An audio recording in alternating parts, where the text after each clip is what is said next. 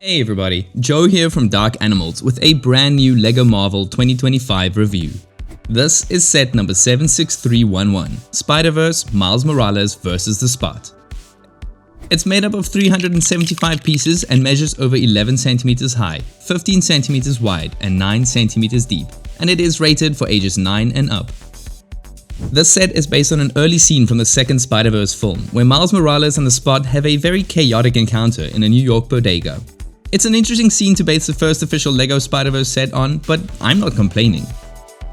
I must say that the box art for this one is quite busy. I do like the product shot, but overall it feels like all the graphic elements just aren't working together. I do love seeing Miles Morales on the front, but maybe a brighter background instead of a dark blue one would have made him stand out a little bit more. The back of the box also has another very nicely done product shot, along with some frames showcasing some of the play features, but again, they're getting totally lost on that busy Marvel background. It's also odd to me that the Spider-Man logo is on the back. But opening up the box reveals 3 paper bags, a plastic bag with web elements, base plate and vehicle chassis, 2 standard instruction booklets, and a sticker sheet with a whopping 16 stickers. It took me about 45 minutes to build the set that starts off by building Officer Jefferson and his PDNY cruiser, before moving on to bag 2 that includes the Miles Morales and the Spot minifigures, as well as most of the bottom half of the bodega's interior and exterior. Finally, bag 3 includes the last minifigure, Gwen Stacy, before wrapping up the bodega's upper section and details, along with the bulk of the set's stickers. And once you're done, you should end up with these extra pieces.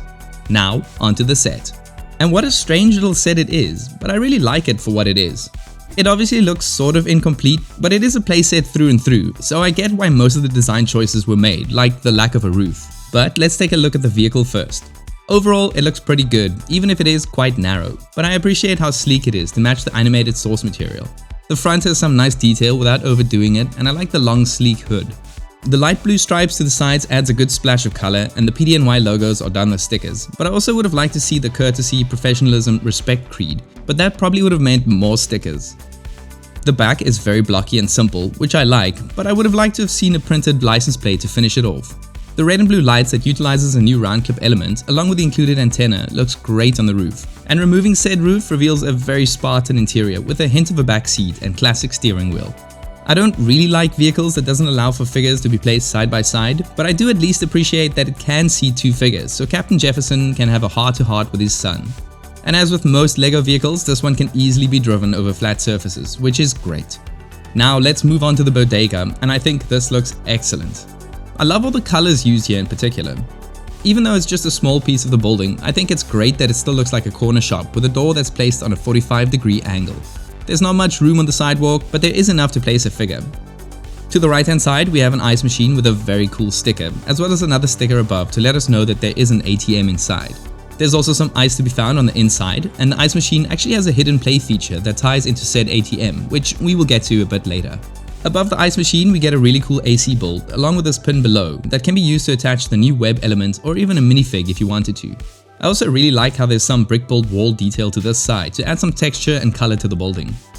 And then we get to the canopy. And crazy amount of stickers aside, I think this looks awesome. The red circular Deli sign, along with a busy signage running at the top and bottom of the striped canopy, works really well to make it look like a bodega.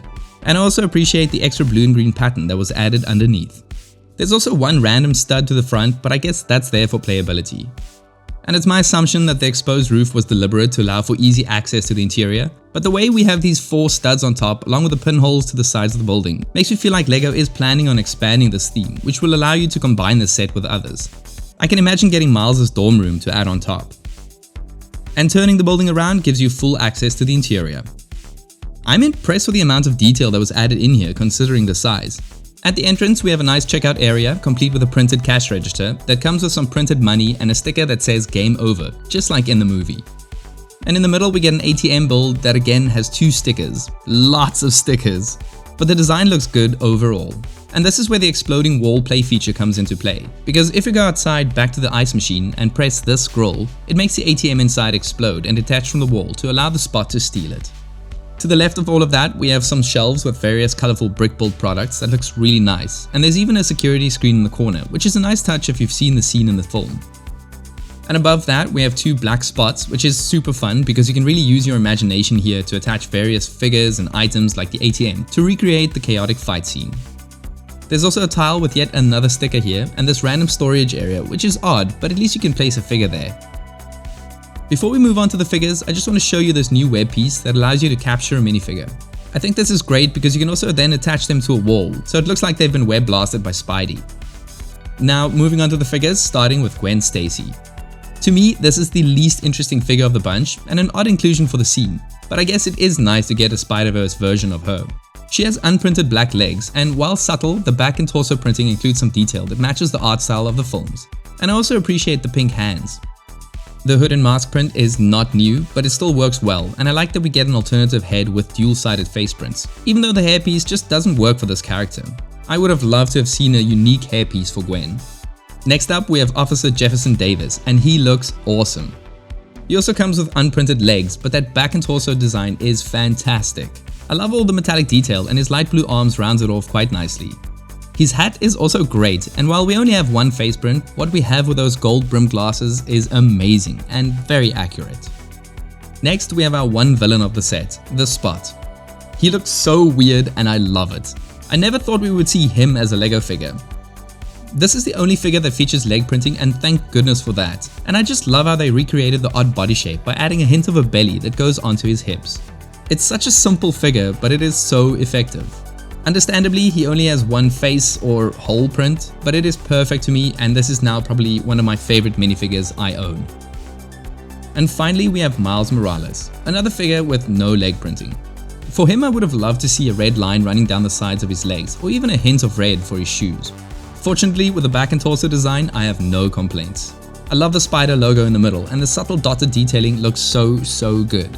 This dotted detailing has also been carried over onto his mask print, and not only on the front, but the back as well. Like Gwen, Miles also comes with an extra head, and fortunately, this one looks way better. The hairpiece is also fantastic, and his two facial expressions work really well for Miles. So for our first Spider-Verse set, I think we're off to a very good start. It is a little heavy on the stickers, but as a playset, it is great. I think the police vehicle is also a good addition that adds even more play value, and the included minifigures are all pretty good, except maybe for Gwen, but in the end I'm still glad to have her. Anyways, let me know what you think of this set, and please consider liking and subscribing to the channel if you like this review and what we do. And as always, thanks for watching.